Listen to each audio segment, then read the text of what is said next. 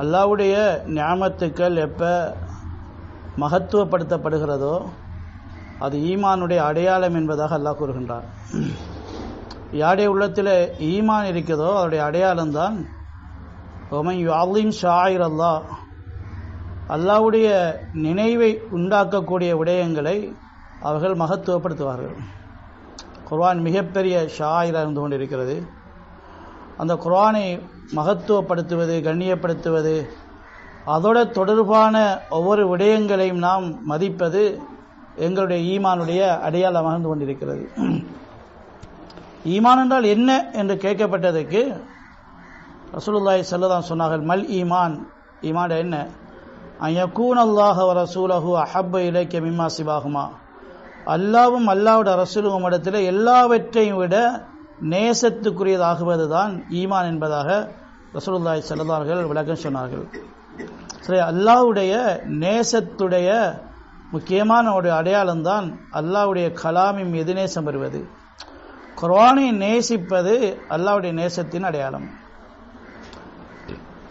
பாருங்கட, சின்ன பிள்ளை, ஒரு வயசு பிள்ளை பேசுது. என்ன பேசும்? என்ன பாஷையில் பேசும்? எங்கே படித்து பேசும்? அது படிக்காத, பேசாத, எழுத இயலாத ஒரு பேச்சு பேசும். அந்த பேச்சுக்கு எழுத்தும் இல்லை, கருத்தும் இல்லை. ஆனால் நாங்கள் மிகவும் மஹப்பத்துடன், அன்புடன், விருப்பத்துடன் அந்த பேச்சை கேட்போம். என்ன பேச்சுது? மழலை பேச்சு. ஏன் கேட்குறோம்? அந்த பிள்ளை மீது அன்பு இருக்குது, அந்த பிள்ளை பேச்சு மீது அன்பு இருக்குது. அதில் ஒரு ஒன்றும் இல்லை, ஒன்று இருக்குது. என்ன? அந்த பிள்ளை அன்பை வெளிப்படுத்துது. அந்த பிள்ளை தாயை பார்த்து பேசுது. எப்படி பேசும்? எப்படி பேசும் சொல்லி காட்டிக்கல, எப்படி பேசும்? பாப்பா பார்த்து பேசும். அந்த பேச்சுக்கு பேச்சை எழுத இயலாது, ஆனால் பேச்சு விளங்குது. அந்த பிள்ளை என்ன நேசிக்குது, அதனால் இப்படி தடுமாறுது. ஏதோ ஓசை வருகிறது, அதில் பாசை இல்லை, ஆனால் அதில் கருத்தொண்டு இருக்குது. அன்பு இருக்குது என்பதனால அந்த அந்த அன்பு உள்ளவர், நேசிக்கப்பட்டவருடைய பேச்சை நாங்கள் ரசிக்கிறோம். என்ன, 5-6 மாதத்து பிள்ளையுடைய பேச்சை ரசிக்கிறோம் தானே. உட்கார்ந்து மாமா, ராத்தா, தங்கச்சிலாம் ரசிக்கிறாங்க ஆனால் ஒரு கருத்தும் இல்லை. யாரின் மீது அன்பு இருக்குதோ அவருடைய பேச்சு மீது எங்களுக்கு விருப்பம் இருக்குது. சரி, அல்லாஹ் மீது அன்பு இருக்குமெண்டா அல்லாஹ்வுடைய கலாமின் மீது அன்பு இருக்கணும். அல்லாஹ்வுடைய கலாம் கருத்துள்ளது மட்டுமில்லை, கருத்தான மிக்கது. அந்த கருத்துக்கு எல்லை இல்லாத ஒன்று. நாம பேசுகிற பேச்சுக்கு ஒரு கருத்து தான் இருக்கும், அல்லது சில கருத்துக்கள் இருக்கும். கொஞ்சம் அறிவு, விளக்கம், விவேகம் உள்ளவர் பேசினா கொஞ்சம் கருத்துக்கள் கூட இருக்கும். அல்லாஹ்வுடைய பேச்சு கருத்துக்கள் எவ்வளவு இருக்கு என்பது மட்டிட முடியாத அளவு அல்லாஹ் அதில் கருத்துக்களை நினைச்சு வச்சிருக்கிறான். ஒரு ஆள் போய் கடலுக்கு போய் ஒரு கோப்பையில் அல்லது ஒரு ட்ரம்ல தண்ணி கொண்டு வருகிறார். கொண்டு வந்து இது கடல் தண்ணின்னு சொல்லுகிறார். அது கடல் தண்ணி தான், அது கடல் இல்லை. ஒரு டேங்கில், அது ஹவுதில் கடல் தண்ணியை கொண்டு வந்து வச்சிட்டு கடல் தண்ணி சொல்ல, கடல் தண்ணி தான், கடல் இல்லை. அது கடலாகாது, கடல் தண்ணி தான் அது. சரி, மார்க்கெட்டில் இதை போல் எவ்வளவு தண்ணி அங்கே இருக்குது, அது எவ்வளோன்னு சொல்ல இயலாது. ஒரு அல்லாஹ்வுடைய குர்ஆனுக்கு கருத்து சொல்லாருண்டா அந்த சொன்ன விளக்கம் இருக்குதே, அது அல்ல குர்ஆன். அவ்வளோ குர்ஆன் இல்லை, அது குர்ஆன் சின்ன ஒரு பகுதி, கடல்ல இருந்து வந்த சில ஒரு பகுதியை போல. குர்ஆனுடைய இல்முடைய விளக்கத்தை எல்லாம் சொல்றான். லவ் கானல் பஹ்ரு மிதாதன் லிகலிமாத்தி ரப்பி லனஃபிதல் பஹர் قبل أن تنفذ كلمات ربي ولو جئنا بمثله مددا. இந்த குர்ஆன்ல என்ன கருத்து இருக்குது, இந்த சொற்கள் உள்ளடக்கி இருக்கக்கூடிய கருத்துக்கள் என்ன என்பதை விரிவாக்கி விளங்கப்படுத்தி எழுத ஆரம்பிச்சா இந்த உலகத்தில் இருக்கிற எல்லா, இன்னொரு மாயத்தில் சொல்லலாம், இந்த மரங்களை எல்லாம் பேனைகளாக்கி 7 கடல்களையும் மையாக்கி அதுக்கு அடுத்ததாக இன்னும் 7 கடல், 14 கடல்களை கொண்டு எழுதினாலும் அந்த கடல் தண்ணியெல்லாம் முடிந்துவிடும். ரப்புடைய கலாமுடைய அந்த விளக்கம் முடிய மாட்டாது. அவ்வளவு அந்த அறிவு கடலாக அல்லாஹ் தஆலா குர்ஆனை வைத்திருக்கிறார்.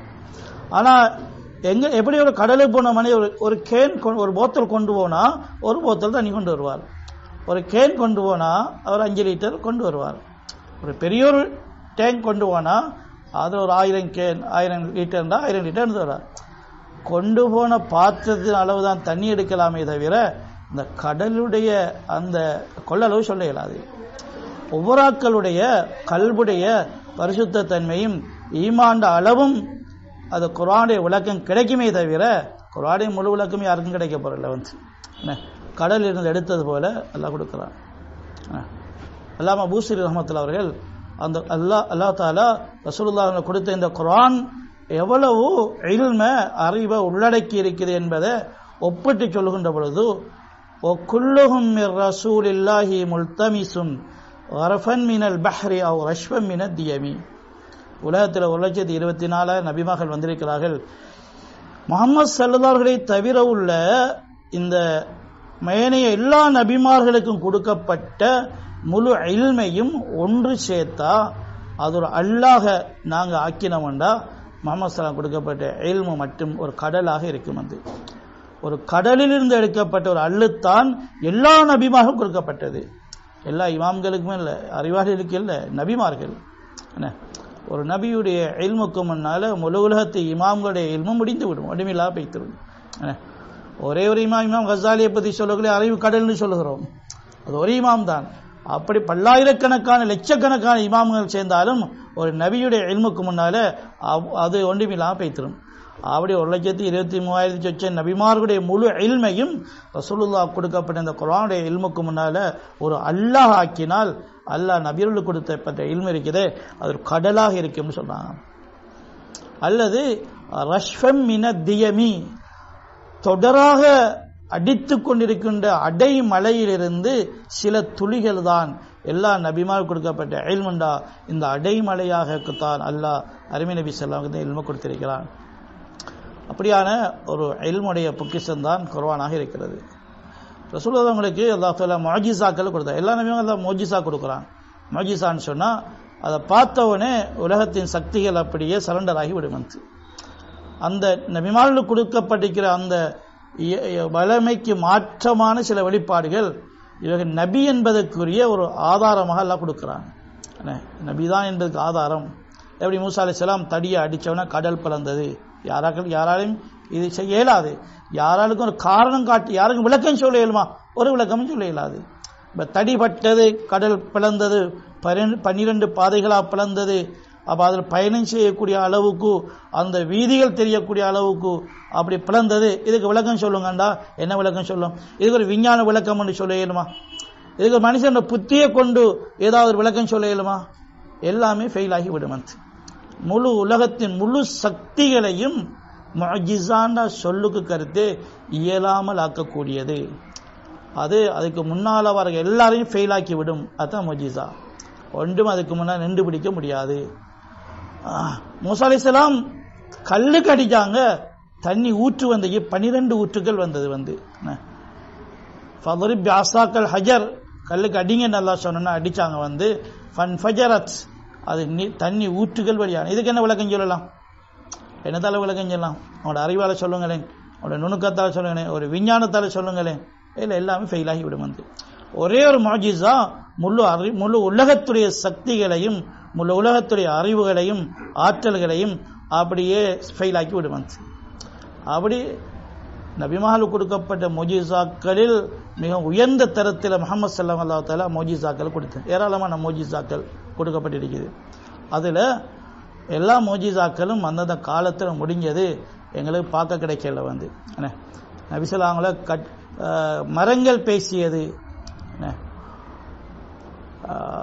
ஜாஅத்தில் தாவத்திஹி, ரசூலுல்லாஹி ஸல்லல்லாஹு அலைஹி வஸல்லம் இந்த தாவத் அழைப்பை ஏற்று மரங்கள் ரசூலுல்லாஹ் அவங்களுக்கு விடையளித்து வந்தது. மரங்கள் கிட்ட கூப்பிட்டா மரம் கிட்ட வந்துச்சு. அது அப்போ அவங்க தான் பார்த்தாங்க, நாங்கள் பார்க்கல. உடும்பு பேசியது, என்ன ஒரு காட்டரபி ஆதாரம் கேட்டார். நபி ஸல்லல்லாஹு அவங்களோட உடும்பு பேச வச்சாங்க. உடும்பு பேசியது. உடும்புகிட்ட கேட்டாங்க, நீ யாரை வணங்குறாண்டு. உடும்பு பேசியது. இது அவர் தான் கண்டது, வேற யாருமே காண கிடைக்கல. திருமீதியில் வரக்கூடிய ஹதீஸ் சொல்லப்படுது, நபி ஸல்லல்லாஹு அவங்க எந்த ஒரு பாதையால் கடந்து செல்கின்ற பொழுதும் எந்த ஒரு மரத்தையோ அல்லது மலையையோ மலை குன்றையோ கடந்து போனாலும் அவைகள் ஒவ்வொன்றுமே அஸ்ஸலாமு அலைக்க யா ரசூலுல்லாஹ் என்று சொல்லாமல் இருப்பதில்லை எல்லா மரங்களும் மலைகளும் குன்றுகளும் நபிகளை பார்த்து சலாம் சொல்லுகிறது. இந்த மோஜிசா யாருக்கும் தெரியாது, அவடத்தில் இருந்த சிலருக்கு மட்டும் தெரிஞ்சிருக்கு. அப்படி ஏராளமான மோஜிசாக்கள் அந்தந்த காலத்துடைய முடிச்சு. ஆனால் உலகம் அழிஞ்சாலும் முடியாத நிரந்தரமான அல் மோஜிசத்து தாய்மியான்னு சொல்லக்கூடிய ஒரே ஒரு மோஜிசா தான் குர்ஆனாக இருக்குது. குர்ஆன் நிரந்தரமான ஒரு மோஜிசா. அன்றைக்கு குர்ஆன் விட்ட சவால் இன்றைக்கும் இருக்குது. நீங்கள் எல்லாம் முழு மனித சமுதாயமும் சேர்ந்து ஜின்களும் சேர்ந்து இந்த குர்ஆனை போல ஒரு குர்ஆன் கொண்டு வாங்க, அல்லது இந்த ஒரு சூரத்தொண்டு கொண்டு வாங்க, ஒரு அத்தியாயம் கொண்டு வாங்க, அல்லது 10 அத்தியாயம் கொண்டாங்க. உங்களுக்கு நீங்க வேண்டியாக்களை உதவி கிடைத்து கொண்டு முழு உலகத்து அறிவையும் சவால் விட்டு குர்ஆன் பேசியது. இதுவரை ஒரு ஆள் கூட ஒரு புத்தகம் கொண்டு வந்தது கிடையாது. எல்லாரும் புத்தகமில் ஒரு அத்தியாயம் கொண்டு வந்தாங்களே. முழு உலகத்தை யாராவது துணிச்சலாகி இந்த குர்ஆனை ஃபெயிலாக்குவோம் என்று சொல்லி வந்தாங்க கொஞ்சம் பேர். அது ஒன்று எடுபடலை, ஒன்றுமே எடுபடலை. அப்படியான ஒரு தாயிமான நிரந்தரமான ஒரு மோஜிசா தான் குர்ஆனாக இருக்கிறது. சரி, அப்படியான குர்ஆன் உடைய இன்னும் ஒரு அற்புதத்திலும் அற்புதம்தான் ஒன்றும் விளங்காத சின்ன வயசுலேயே அப்படியே கல்வியில் உள்வாங்கிறது. 10 வயசு பிள்ளை இந்த முழு குர்ஆனையும் பாடமாக்கி இருக்குது என்பது இதுவும் அற்புதத்தில் ஒரு பெரும் அற்புதம் தான். ஸ்கூலில் எந்த ஒரு பிள்ளை இருக்குது அந்த பாட புத்தகத்தை முழுக்க பாடமாக்கின பிள்ளைகள் அதை பாடமாக்கிக்காங்களா? சில பாயிண்ட்ஸ்களை பாடமாக்கி இருப்பாங்க, புத்தகத்தை பாடமாக்கினாங்க. இந்த குர்ஆனை விட 10 மடங்கு சின்ன புத்தகம், தமிழ் புத்தகம் எங்கட பாசையிலான்னு இருக்குது. யாரும் பாடமாக்கி இருக்கிறாங்களா? யாருமே அப்படி முன்வரவும் இல்லை. நான் இந்த ஸ்கூலில் ஒரு சாதனையோடு செய்வோம், எங்களை இந்த சமூக கல்வி புத்தகத்தை பாடமாக்குவோம், இந்த விஞ்ஞான புத்தகத்தை பாடமாக்குவோம் என்று அப்படி ஒரு யோசனை பாடமாக்கி அதை படிச்சு வாய்ச்சி காட்டி பார்க்காமலுக்கு அதுக்கு ஒரு சர்டிஃபிகேட் கொடுத்து எங்கேயாவது நடந்திருக்கா? ஒருத்தர் யோசிக்கவும் இல்லை, அப்படி செய்யவும் இல்லை, அப்படி மினக்கடவும் இல்லை. ஆனால் குர்ஆன் இது 10 வயசு பிள்ளையும் பாடமாக்குது பொதுவாக. ஆனால் எங்கெல்லாம் அல்லாஹ் அருள் புரிந்திருக்கிறாங்க 7 வயசுலையும் பிள்ளைகள் குர்ஆனை பாடமாக்கி என்ன கொழும்புல ஒரு ஹஸ்ரத் அவர் வீட்டில் 3 பிள்ளைகளும் 7 வயசில் 6.5 வயசில் 7.25 வயசில் எல்லா பிள்ளையும் குர்ஆனை ஆஃபீஸ் ஆகிட்டு. எந்த மாதம் போகல, வீட்டில் தான். அவங்களோட அந்த பிள்ளையோட தாயுடைய முழு முயற்சி தான் அது. அது சொல்றாரு, அதுக்காக வேண்டி எங்களை மனைவி அங்கங்கே போகிற பயணங்கள் எல்லாம் முற்றாக நிப்பாட்டி ஒரு வீட்டுக்குள்ள ஜெயிலுக்கு இருக்கிற மாதிரி இந்த பிள்ளைய ஹாஃபிஸாக்கணும் என்ற ஒரே முடிவில் தன்னை முழு வாழ்க்கையை அப்படியே அதுக்குள்ளேயே செலுத்திக்கிட்டான்.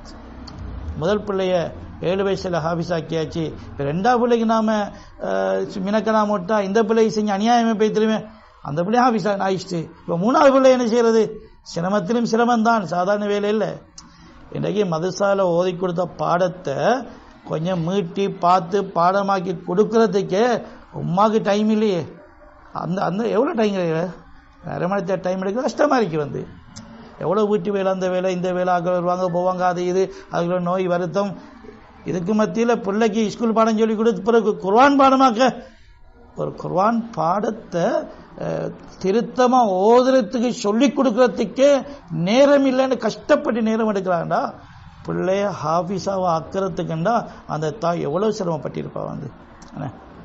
அந்த சிரமத்துக்கெல்லாம் அவர் 3 பிள்ளையும் ஹாஃபிஸ் ஆக்கிட்டார். 7 வயசுக்கு முன்னாடி ஹாஃபிஸான பிறகுதான் இப்ப ஆபாத்தா ஓதுறாங்க. எழுத்து தெரியாது, கேட்டு பாடமாக்கிறது தான்.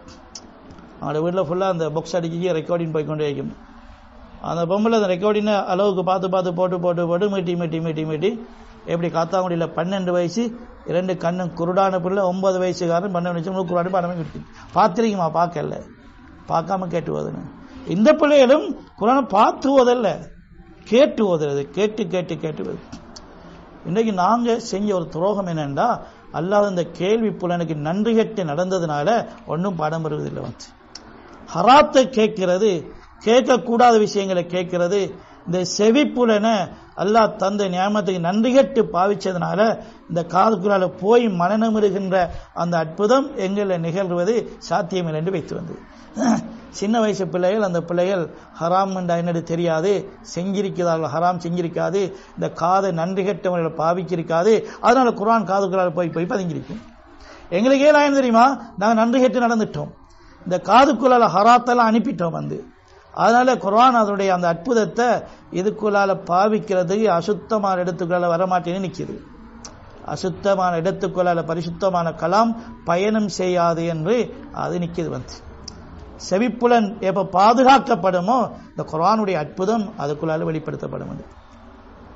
நாளைப்பட்டியில் ஒரு ஹஸ்ரத் எப்படிதான் வீட்டில் ஒரு ஃபங்க்ஷன் ஒன்று வைக்கார். என்ன தெரியுமா, மகள் ஹாஃபிஸ் ஆயிட்டாரு. 7ஆம் வகுப்புல இல்லை, 7 வயசுல பிள்ளை ஹாஃபிஸ் ஆயிட்டு. அவர் அந்த ஃபங்க்ஷன்ல சொன்ன ஒரு முக்கியமான விடயம்தான் அது எங்களுக்கு எல்லாருக்குமே சாத்தியம் இல்லாத விஷயம். ஏண்டா சாத்தியம் இல்லைன்னு முடிவெடுத்ததுனால சாத்தியம் இல்லை, சாத்தியம் இல்லாத விஷயம் இல்லை. சாத்தியம் இல்லைன்னு நாங்கள் முடிவெடுத்ததுனால சாத்தியம் இல்லை. என்ன விஷயம் தெரியுமா, எங்களோட வீட்டில் இந்த ஸ்மார்ட் போன் இல்லை, இந்த சின்ன போன் தான் இருக்குது. சின்ன போன் மட்டும்தான் இருக்குது. இந்த ஸ்கிரீன் உள்ள போன் வீட்டுக்குள்ள எடுக்கல. ஏன் எடுக்கலண்டா, இதை எடுத்தா எங்களோட வீட்டுக்குள்ள குர்ஆனுக்கு ஆபத்து, இந்த பிள்ளைக்கு குர்ஆன் பதியாது. ஏண்டா இதை எடுத்தா பிள்ளைகள் பார்க்கும் தானே, பிள்ளையோட கண் பழுதா பேத்திரும், கல்பு பழுதா பேத்திரும், காது பழுதா பேத்திரும். இந்த பழுதடைஞ்ச கண்ணுக்குள்ளாலையும் காதுக்குள்ளாலையும் கல்புக்குள்ளாலையும் குர்ஆன் வரமாட்டாது. அது பரிசுத்தமானது. இந்த குர்ஆன் உங்களோட கண்ணால காதால போய் கல்புல இருக்கிறண்டா பரிசுத்தமான கண்ணும் பரிசுத்தமான காதும் பரிசுத்தமான கல்பும் தேவை. இந்த போன் எடுத்தா அதை நாங்க ஃப்ரீ ஆக்கிட்டா, கட்டுப்பாடு இல்லாமல் போனை வச்சோம்டா எல்லாமே நஜிஸா போய் திரும்பது. இந்த பிள்ளையோட கையில கொடுத்து அது கட்டுப்பாடு இல்லாம போயிடுச்சு. எப்ப கட்டுப்பாடு இல்லாமலே கைக்கு ஹேண்ட்போன் போகுதோ அது கலங்க மலைக்க பீத்திரும், நஜிஸாக்கி போட்டுரும் வந்து. அதனால குர்ஆனுடைய அந்த பெரும் பாக்கியம் அதன் மூலமாக இல்லாமலாக்கப்படுகிறது வந்து. மாஷா. அதனால அல்லாஹ் எங்களுக்கு எப்படியான சந்தர்ப்பங்களை தருவது, அதை அல்லாஹ்வுக்கு நான் நன்றி செலுத்த வேண்டும். ஒவ்வொருவரும் நாங்கள் நியத்து வைக்க வேண்டும். ஒன்று, நான் இந்த குர்ஆன் அல்லாஹ் எல்லாருக்கும் தான் இறக்கியிருக்கிறான். என்ன சின்ன பிள்ளைகள் பாடமாக்குற சாமான் இல்லை குர்ஆன். என்ன முழு மனித சமுதாய ஹுதல்லின்னாஸ், முழு மனித சமுதாயத்துக்குமான வழிகாட்டல். என்ன வாப்பா 9 மணிக்கு வீட்டை போய் என்ன கேட்கிறேன்டா, என்ன ஓதிட்டா படிக்கிறான்னு கேட்கறது. ஓதுனா படுத்துறான். இப்போ அவர் என்ன செய்ய போறாரு, அவர் சாப்பிட்டு படுக்க போறாரு. அவர் மகன் ஓதிட்டு படுத்தான்னு ஏன்னு கேட்டார் தெரியுமா, குர்ஆன் மசாலா ஓதுறான். ஹஸ்ரத் நாளைக்கு வாப்பாவுக்கு போட்டு முறைப்பாடு செய்யக்கூடாது, அதுக்காக வேண்டி கேட்கிறாரு, கவனிக்கிறாரு, கேட்டு ஓதுறாரு. இப்ப மகன் ஓதிட்டு படுக்கிறான்னு கேட்ட வாப்பாவுக்கு அந்த கேள்வி அவருக்கு படுவது இல்லையே, நான் ஓதிட்டா படுப்பேன்னு சொல்லி. நீ எவ்வளவு ஓதுன ஹிஃபத் பண்ற பிள்ளையை பார்த்து வாப்பா இன்றைக்கு எத்தனை ஜூஸ் ஓதுனான்னு கேட்கிறார். அந்த கேள்வி மாறி அவருக்கு நான் எத்தனை ஜூஸ் ஓதுவேன், நான் ஓதுறேனா என்று படுவதில்லை வந்து. அப்ப என்னது, இந்த சின்ன பிள்ளைகள் பாவிக்கிற விளையாட்டு சாமானாது. சின்ன பிள்ளை மட்டும் பாவிக்கிறோன்னா விளையாட்டு சாமான் தானே, சின்ன பிள்ளை மட்டும் பாவிக்கிறோன்னா விளையாட்டு சாமான். அப்ப குர்ஆன் விளையாட்டு சாமானா, சின்ன பிள்ளைக்கு மட்டுமா கொடுக்கிறது? சரி, வயிற்றில இருக்கிற கருவுற்றி இருக்கிற பிள்ளையிலிருந்து கபரறைக்கு போவிருக்கிற மனுஷன் வரையும் எல்லோருக்குமே பாக்கியம் கொடுக்கிறது அந்த குர்ஆன். இந்தியாவில் ஒரு பிள்ளைய மதரசா கொண்டு விட்டா அந்த பிள்ளை ஹஸரத் ஓதி கொடுக்க ஆரம்பிக்கலே குர்ஆன்ல பெரும்பதி அப்படியே மட்டும் பாடம் கொடுத்துட்டு ஆச்சரியம், அது எங்க ஓதுனிச்சு பிள்ளை என்று ஆய்வு செஞ்சு பார்த்தா ஓதல்ல எங்கேயும். அந்த குர்ஆனை கருவில சுமந்திருக்கிற நேரத்தில் தாய் குர்ஆனை அதிகம் ஓதி ஓதி ஓதி ஓதி இருந்தது.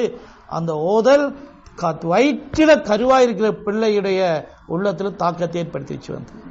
என்ன உயிர் மீது தாக்கத்தை ஏற்படுத்தும் வந்து. உயிரிக்கான பிள்ளைக்கு அந்த உயிர் மீது ரூஹு மீது தாக்கத்தை ஏற்படுத்தியது. அவருடைய பரக்கத் அற்புதம். அந்த பிள்ளை வெளியில வந்ததும் அந்த பிள்ளைக்கு தெரியாது, அந்த பிள்ளைக்கு ஓதல்ல, அந்த பிள்ளைக்கு உணரல்ல என்றாலும் நாங்க தெரியாமலுக்கு உணராமலுக்கு நெருப்புல கை வச்சா சுடாம இருக்குமா? அது அதோடைய குணத்தை காட்டும். அதாவது குர்ஆன் அதோடைய குணம், அது தாக்கத்தை ஏற்படுத்தக்கூடியது. குறைஷிகள் என்ன சபதம் விடுவாங்கண்டா, ஒன்று முஹம்மது ஸல்லல்லாஹு அலைஹி வஸல்லம் கொல்லணும், இந்த குர்ஆனை இஸ்லாத்தை அழிக்கணும் என்று பகல் வீராப்பு பேசுவாங்க, பெரிய திட்டங்கள் போடுவாங்க. இரவில் அவங்களே அறியாமலே பார்ப்பாங்க, என்ன ஓதுறான்னு பார்ப்போமேன்னு சொல்லி வந்து காபத்துல்லாஹ்ல ஒளிச்சு நின்று கொண்டு நபி அவர்கள் குர்ஆன் தொழுகையில குர்ஆன் ஓதுறதை கேட்டு ரசிப்பார்கள். அவங்க எதுக்கிறது தான், இல்லாம ஆக்கணும் என்று முடிவு செஞ்சதுதான். ஆனா அது அவங்களை இழுத்து கொண்டு வந்தது வந்து. துஃபைல் இப்னு அம்ர் தௌசி அவர் மக்காவுக்கு வந்தோன்னு அங்கே குறைஷியெல்லாம் அவரை பிடிக்க, அவர் பெரிய ஒரு தலைவர், பெரிய ஒரு நல்ல முக்கியமான ஒரு மனிதர், அவரை பிடிக்க இங்கேயா வந்திருக்கீங்க, ஒரு சூனியக்காரர் இருக்கிறார், அப்படி இப்படி இப்படி ஒரு வழிகட்ட மனுஷன் இருக்கிறார், மக்கள்லாம் இவர் குழப்புறார், பிரிவினை உண்டாக்குறார், அப்படி குழப்பவாதின்னெல்லாம் இல்லாத பொருளாலும் பேசி பேசி பேசி பேசி கடைசியில் என்ன துபைல் அம்ரு தோசை சொல்றாங்க, எந்த அளவு மக்கள் பேசினாங்கன்னா இந்த மனிதர் இருக்கிறாரே பேச்சில் ஒரு வசீகரம் இருக்குது, ஒரு சூனியம் இருக்குது, நீங்களும் நாசமா போய்த்திருவீங்க, அதனால காதுல இதை கேட்க விட்டுறாதீங்க என்று சொல்லி சொல்லி சொல்லி கடைசியில் காதுக்குள்ள பஞ்சையே வைக்க வைத்து விட்டார்கள். பஞ்சு வச்சிடும் காதுக்குள்ள.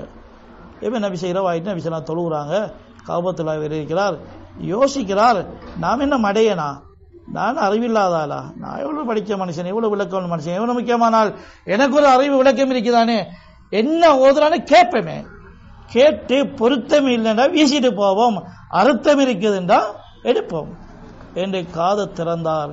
கேட்டார் கேட்டார் கேட்டுக்கொண்டே இருந்தார். இனி அவரால் கேட்டு விட்டு போற சாமான் இல்லை, கேட்டு எடுத்துட்டு போற சாமான் முடிவெடுத்தார். உடனடி அவர் போய் கலிமா சொல்லி இஸ்லாத்தை ஏற்றுக்கொண்டார்.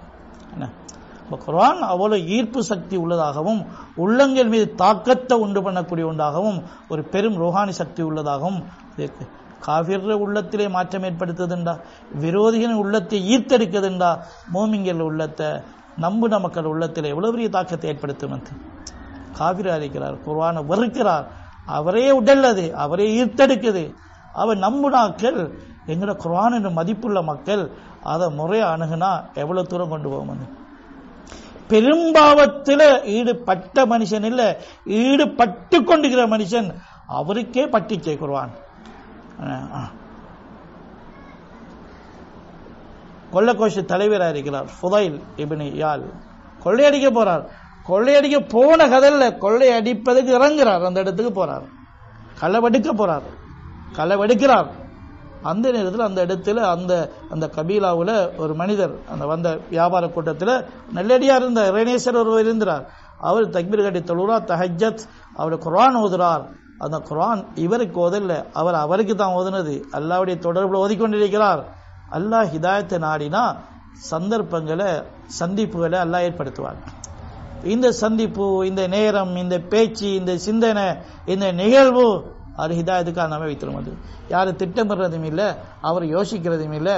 அல்லாஹ் ஒரு மனிதன் மீது அருள் பாலித்தா அவருக்கு ஒரு பேச்சை, ஒரு சந்தர்ப்பத்தை, ஒரு நிகழ்வை அவருடைய முழு வாழ்க்கையின் ட்ரெயின் பண்றதுக்குரிய இடமாக லாக்கிடுவான். வந்து அல்லாஹ்வுடைய அருள் பார்வை உணர்ந்தது, அவர் கேட்கிறார்.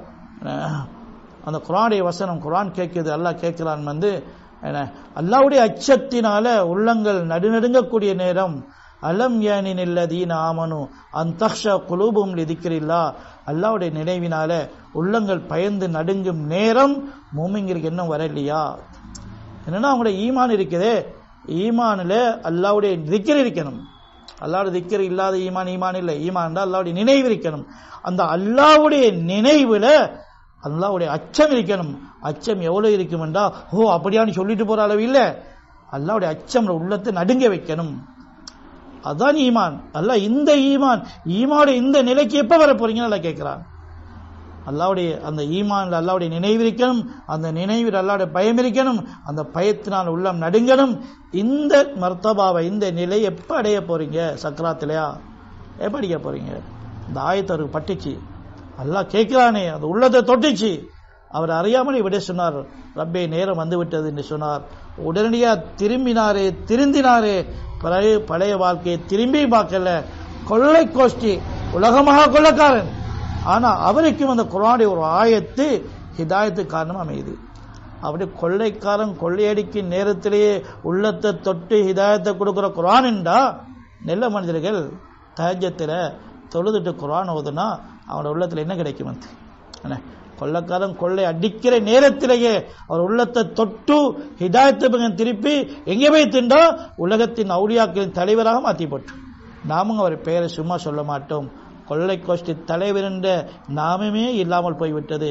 ஃபுதைல் இப்னு இயால் ரஹ்மத்துல்லாஹி அலைஹி என்று சொல்லுவோம். அவுலியாக்களின் தலைவராக மாறிவிட்டார். ஒரே ஒரு வசனம் உள்ளத்தை தொட்டதுதான். அப்ப நாம கையிலா தொட்ட குர்ஆன் இருக்கிறது, எங்கள் உள்ளத்தை தொடுமண்டா அது எங்களை கொண்டு வைத்திரும், எங்கேயே கொண்டு வைத்திரும். வந்து ஓடுற வாகனத்தில் ஏறின ஒரு மனிதன் அந்த வாகனத்தில் வேகத்தில் இருப்பாங்க. எங்களுக்கு நடக்கலாம் இல்லை நடப்போம். ஒரு 60 மைல் ஸ்பீடில் போகிற ஒரு வாகனத்தில் ஏறுனா நாங்கள் 60 மைல் ஸ்பீட்லாம் போய் கொண்டிருப்போம். என்ன பறக்கிற ஒரு விமானத்தில் ஏறி உட்கார்ந்துட்டோம்னா நாங்கள் தூங்குவோம். எங்களுடைய வேகமும் விமானத்திலே வேகம்தான், சமந்தான். அது என்ன விமானத்திலே வேகம் எங்களுடைய வேகமும் ரெண்டும் சமந்தான், ஒன்று தான் இருக்கும். அவை அல்லாஹ் தஆலா குர்ஆன் இருக்குது, இதில் தொடர்புடைய இதில் இணைப்படைய எங்களை இணைச்சு கொண்டோம்டா அந்த குர்ஆன் அதனுடைய வேகத்தில் எங்களை எங்கேயோ கொண்டு போய் சேர்த்துடும். அதனால இந்த குர்ஆனுடைய அற்புதம், எதற்கும் இல்லாத அற்புதமான ஒரு தன்மை அல்லாஹ் அவனுடைய கலாமுக்கு அல்லாஹ் கொடுத்திருக்கிறான். அதை பாடமாக்குறது, அதை பார்த்து ஓதுறது முதலாவது ஒரு பாக்கியம், ஒரு கடமை. குர்ஆனை ஓதுறதுல அசிரத்தையாக இருந்து விடக்கூடாது. குர்ஆனை ஓதுறதுல நாம் குறைபாடு செஞ்சோம்டா கியாமத்தினால் வழக்கு போடப்படும்.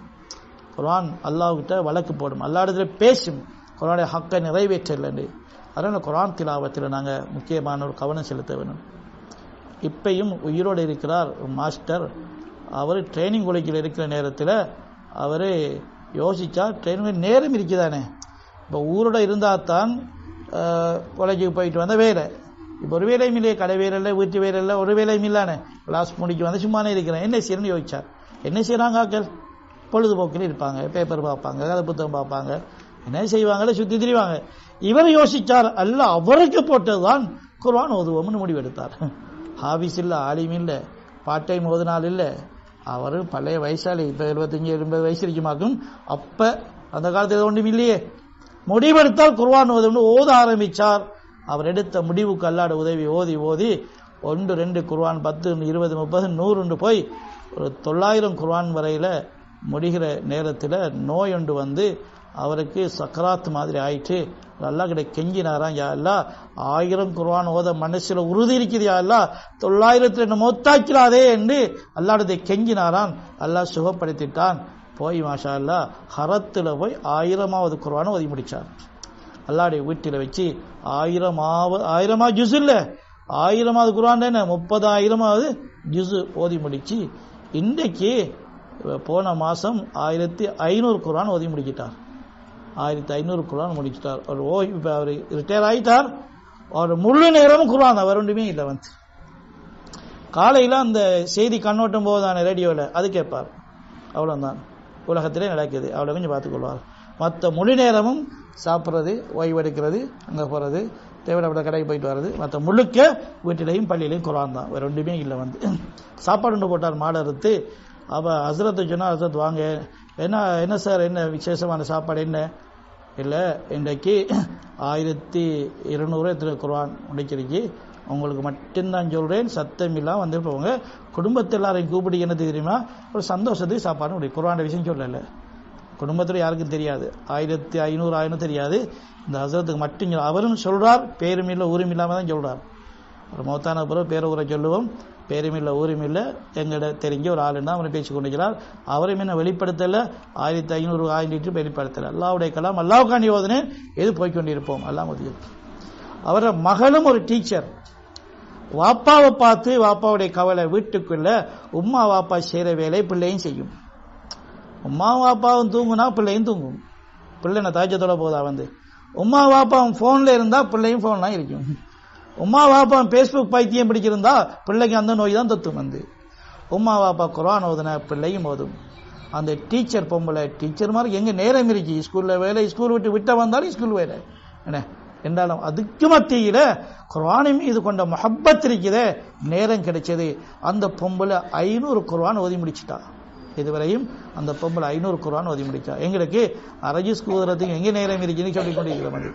சில குர்ஆன் ஓத நேரம் இல்லாமல் இல்லை, சில பாவங்கள் இருக்குது, குர்ஆன் ஓதுவதற்கு அனுமதி கொடுக்காது. அவர் குர்ஆன் திலாவத்தை பறிச்சுட்டு போய் திரும்ப சில பாவங்கள் சில நன்மைகளை அப்படியே இல்லாமல் ஆக்கி போட்டு சில பாவங்கள் தஹஜ்ஜுடைய பாக்கியத்தை இல்லாமல் ஆக்கிடும், சில பாவங்கள் திக்ருடைய பாக்கியத்தை இல்லாமல் ஆக்கப்பைத்திடும், சில பாவங்கள் குர்ஆன் ஓதுற பாக்கியத்தை இல்லாமல் ஆக்கிடும். குர்ஆனை தொடையல் அவருக்கு உனக்கு இல்லை, உன்னுடைய பாவத்திலே முசீபத்து குர்ஆனை நீ ஓதுறதுக்கு அல்லாஹ் விரும்பல, விடு என்று வச்சுட்டு போகுது. அது அதனால என்ன பாவம் என்று தெரியாத எங்களுக்கு இஸ்திஃபார் செய்யணும், பாவமன்னிப்பு கேட்கணும். அல்லாஹ் கிட்ட கெஞ்சணும், யாருடைய கலாம் ஓதுறதுக்கு என்ன சந்தர்ப்பம் தான் என்று ஆரம்பிக்கணும். 2 ரக்காத் நஃபில் தொழுது ஸலாத்து தௌபா தொழுது அல்லாஹ்ட்ட கெஞ்சி மன்றாடி சுத்தமாயிட்டு என்னுடைய அசுத்தம் தான் பரிசுத்த குர்ஆனை எடுக்க விடுவதில்லை, அதுக்காண்டி தௌபா செய்கிறேன்னு சொல்லி அந்த நியத்தில் ஒரு நாளைக்கு ஒரு 500,000 இஸ்திக்ஃபாராவதை செஞ்சு பரிசுத்த குர்ஆனுடன் திலாவத்துடன் என்ன இணைக்கணும் நியத்து வச்சு செய்வோம். என்ன தெரியுது? கியாமத்து நாளையில மலக்கை விட நபியை விடவும் எங்களுக்கு சிபார் செய்யக்கூடிய ஒரு பாக்கியமா குர்ஆன் வரும். கபருக்கு போன ஒரு வாலிபர் இருக்கிறார், கபரில் அந்த வாலிபர் கேட்பாரா, ஹல் தாரிஃபுனி, என்ன தெரியுமா உனக்கு என்ன கேட்பாராம். எங்க கண்டது? பக்கத்து ஊரா வீட்டில். அவர் யோசிப்பார் யார் என்று. அந்த குர்ஆனை சொல்லும், நான் யாரு தெரியுமா, உன்னுடைய திலாவத்தில் குர்ஆன், நீ முக்கியத்துவம் கொடுத்து நேரம் எடுத்து அல்லாஹ்வுடைய மஹப்பத்தில் ஓதினியே அந்த குர்ஆன் தான் நான் சொல்லி கபரில் வந்து குர்ஆன் முதலாவது அவருக்கு துணையாக வர ஆரம்பித்து விடும். அதனால குர்ஆனுடைய முதலாவது கடமை, எல்லோருக்கும் உள்ள கடமை, எத்தனை வயசா இருந்தாலும் சரி எல்லாருக்கும் உள்ள கடமை தான் குர்ஆன் திலாவத். குர்ஆனை நாங்கள் ஓதணும். இப்போ அறியாம காலத்தில் இவங்களுடைய காலம் வைத்து குர்ஆன் ஓதல என்ன செய்யற, 40 வயசுல தான் விஷயம் விளங்க வந்ததுன்னு சொன்னா அவங்களுக்கும் ஓத முடியாட்டியும் பாடமாக்கின சின்ன சின்ன சூரத்தையாவது ஓதுறது. ஓதுறவர் ஒரு நாளைக்கு 1 ஜூஸ் 5 ஜூஸ் ஓதுவார். ஒன்றுமே ஏழாத வயசு பேத்தி நீ ஒன்றும் இல்லை, காலம் கடந்து தான் தௌபா தீன் விளங்குச்சுன்னா அவங்க நீங்க அவரு 5 ஜூஸ் ஓதுறானா, நீங்க 1000 குல்லுல்லா சூரத்தை ஓதுங்களே. குல்லுல்லா சூரத்து பாரம் தானே, யாரு 1000 இல்லாட்டி ஒரு 200, யாரு 200 தடவை ஒவ்வொரு நாளும் குர்ஆன் சூரத்து இக்லாஸ் குல்லுல்லா சூரத்தை ஓதுவாங்களோ அவங்களுக்கு எல்லாம் ரஹ்மத்துடைய 300 கதவை திறக்கிறான், பரக்கத்துடைய ரிஸ்குடைய 300 கதவை திறக்கிறான், அவருடைய முசீபத்துடைய கோபத்துடைய தரித்திரியத்துடைய 300 கதவை எல்லாம் அடைச்சி விடுகின்றான். அவருக்கு அல்லாஹ் தஆலா அவருடைய ஜனாசாவுக்கு 1,10,000 மலக்குமார்கள் அல்லாஹ் தஆலா சமூகமாக்கி வைக்கிறான். இன்னும் அவருடைய உள்ளத்தில் இல்மு ஞானத்தின் ஊற்றுக்கள் அல்லாஹ் தஆலா வெளியாக்கி வைக்கிறான். தினமும் 200 குல்லுல்லா சூரத்தை விடுபடாமல் வைத்து வர்றது அடுத்தது குர்ஆனை திருத்துறது. ஒரத்திலில் குர்ஆனை திருத்தலா, குர்ஆன் இறங்கின மாதிரி ஓதுங்க, வாக்கி வந்த மாதிரி ஓதுறது இல்லை, உச்சரிப்பை திருத்திக் கொள்ள வேண்டும். மாஷாஅல்லாஹ் இன்றைக்கு அந்த கலை உலமாக்களை 20-30 வருஷங்கள் ஹிஃபுது பாடம் நடத்திய உலமாக்களே குர்ஆனை திருத்துறாங்க, திருத்தி இஜாஸா எடுக்கிறாங்க. குர்ஆனுடைய திருத்தம் ஒவ்வொரு ஆட்களுக்கும் தேவை. தொழுகையில திருத்தப்பட்ட சூரத்து ஃபாத்திஹா தான் ஏற்றுக்கொள்ளப்படும். இதை கேட்டா நீங்க ஓதுறீங்களே உங்களோட சூரத்து போது யார்கிட்ட திருத்தினீங்கன்னா, இல்லை எனக்கு ஓத தெரியும், ஓத தெரியும் இல்ல, யார்கிட்ட ஓதி காட்டி சரின்னு நீங்க எடுத்தீங்க. எனது ஒவ்வொரு ஆக்களாக குறையும் சூரத்து பாதை திருத்திக் கொள்ளணும். திருத்தா அவர் யார்கிட்ட திருத்திக்கான்னு பார்க்கணும், அவரும் திருத்தப்பட்ட ஒரு ஆளா இருக்கணும், சும்மா வந்த போனாக்கள் எல்லாம் இல்லை. அதனால சூரத்து பாதையை திருத்தப்பட்ட சூரத்து பாதையா இருக்கணும், தொழுகை கபூலாகிறதுக்காக வேண்டி. சரி, அடுத்தது குர்ஆனை பாடமாக்கணும். முழு குர்ஆனை பாடமாக்குற பாக்கியம்தான். எல்லாத்தையும் கொஞ்சமாவது மனசில் இருக்கணும். ஏன்னா ஹதீஸ்ல வருது இன்னல்லதி லைஸ ஃபீ ஜௌஃபிஹி ஷைஉம் மினல் குர்ஆன் கல் பைத்தில் ஹர்ப். குர்ஆனை கொஞ்சம் கூட 10 சூரத்தாவது மனசில் இல்லைண்டா அவனுடைய மனசு பாலடைஞ்ச வீட்டை போலதான். அதுக்கு உலமாக்கள் விளக்கம் என்ன தெரியுமா, ஹானே ஹாலிரா தேவுமி கிரத், பாலடைஞ்ச வீடுன்னா பேவிசாசு குடி இருக்கிற இடம். என்ன ஒரு வீட்டில் பேவிசாசுண்டா சில இடங்களில் வீடு இருக்கு, அங்கே மனுஷன் கூடி வரல. நான் குவைட் வர பெரிய ஒரு மாளிகை ஒன்று கட்டியிருந்தேன், இல்லைன்ற மாதிரி பார்த்தா அது மன்னரா இதா யார வீடுண்டு சொன்னாங்க. அங்கே ஒருத்தரும் இல்லை, குடியிருக்க இயலான்னு சொன்னாங்க. கட்டடிக்கு பிரம்மாண்டமான மாளிகை, எத்தனை மில்லியன் மணிக்கே தெரியாது, குடியிருக்க இயலான்னு சொன்னாங்க. ஏன்? அதில் ஜின்கள் குடியிருக்குது. அப்ப எப்படி குடியிருக்க இயலா மனுஷனுக்கு? குர்ஆன் இல்லாத உள்ளம் இருக்குது, இது கெட்ட ஷைத்தான்கள் குடியிருக்கிற வீடு. அந்த மனுஷனாக வாழ மாட்டான். அதில் குர்ஆன் குடியிருக்கிற இடமா எங்களை உள்ளங்கள் ஆக்கிக் கொள்ளணும். குர்ஆனை கொஞ்சம் கொஞ்சமாவது பாடமாக்கிக் கொள்ளணும், சின்ன சூரத்தாவது பாடமாகணும். அதேபோல எங்கள் பிள்ளைகளை ஹாஃபிஸா ஆக்கிறதுக்கு நாம் முயற்சிக்க வேண்டும். இந்த ஒவ்வொரு பிள்ளைகளும் ஹாஃபிஸ் ஆகணும், இந்த ஒவ்வொரு பேர பிள்ளையும் ஹாஃபிஸ் ஆகணும், இந்த ஆசை உண்டாகணும். மாஷா அல்லாஹ் அப்படியான சூழல் இன்றைக்கு உருவாக்கி கொண்டு வருகிறது. ஏராளமான மதரசாக்கள், எத்தனையோ இடங்கள் குர்ஆன் ஆண்களும் பெண்களும் குர்ஆனை பாடமாக்கக்கூடிய சூழல் உருவாக்கி கொண்டு வருகிறது. நாங்களும் உறுதியாக நியத் வைக்க வேணும். ஒரு பிள்ளை 2 பிள்ளை இல்லை, எல்லா பிள்ளைகளும் ஹாஃபிஸ்களாக ஆகணும், ஹாஃபிஸக்களாக ஆகணும். அல்லாஹ் தஆலா அது மூலமாக எங்களை துனியாவுடைய ஆகிரத்தில் அனைத்து நலவுகளையும் அடையக்கூடிய ஒரு வழியாக காரணமாக அல்லாஹ் ஆக்கி வைப்பான்.